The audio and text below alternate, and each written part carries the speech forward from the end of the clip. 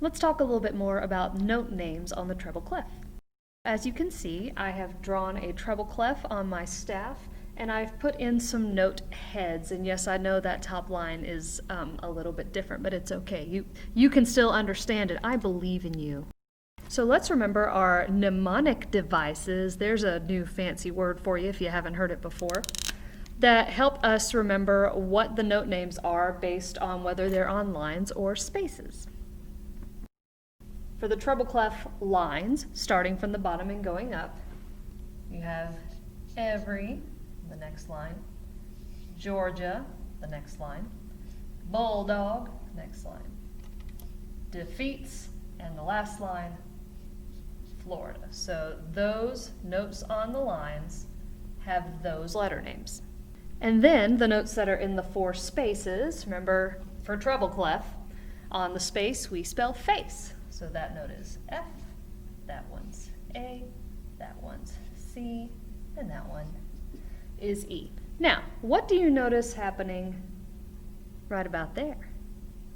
Once you put those two mnemonic devices together and you look at all of the notes of the treble clef, you can see that that A, B, C, D, E, F, G pattern would keep going if I were to draw some more notes and ledger lines. This also means that you don't necessarily need to use those mnemonic devices if you can remember that this line is G, because you know that G is the end of the musical alphabet. So you can go up from G, A, B, C, D, E, F, G, so on and so forth, or down, and you just have to think of the alphabet backwards, G, F, E, D, C, B, A. That's why we do the ladder wrap warm-up. The important thing to remember is that as long as you see that treble clef right there, these are the letter names for these specific lines and spaces. Forever and ever, amen.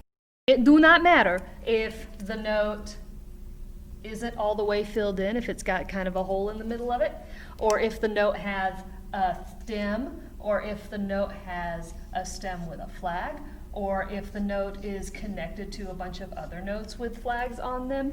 If the head of the note is in a specific spot and you see a treble clef, that's its name.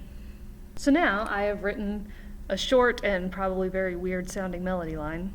As we see this treble clef, we know exactly what all of these note names are, right? So I'm going to give you a second to look at it and just say aloud to your computer what you think those note names are.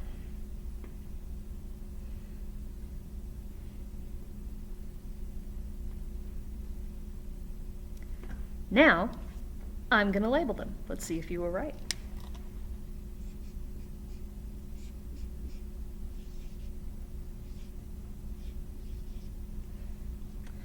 All right, so for the notes that are on lines, we can remember our little mnemonic device, every Georgia bulldog defeats Florida, or every good boy does fine, but I'm not as fond of that one. I have 2 degrees from UGA. And using that information, we've got a note on that bottom line, every, so that note's an E. We've got a note on this second line, so that one's a G, every Georgia or every good. And then we've got a note on the third line as well, and we know that one is B. And then for our 2 notes that are on spaces, we know the bottom space is F, because on the space we spell face. The next space up is A, but we don't have any notes on that space. Next space up would be C. Or the alternate way, you know that the inside curve of the treble clef always crosses that line. That line is G. So we've got a G, we can go ahead and label it, and then we can use our musical alphabet to figure out the notes above and below it. If this is G, space above it is A, because the musical alphabet would start over going up, which would make this a B. I've got that B labeled over there, and would make that space a C.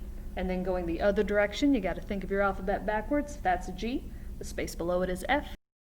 And then the line below that is E.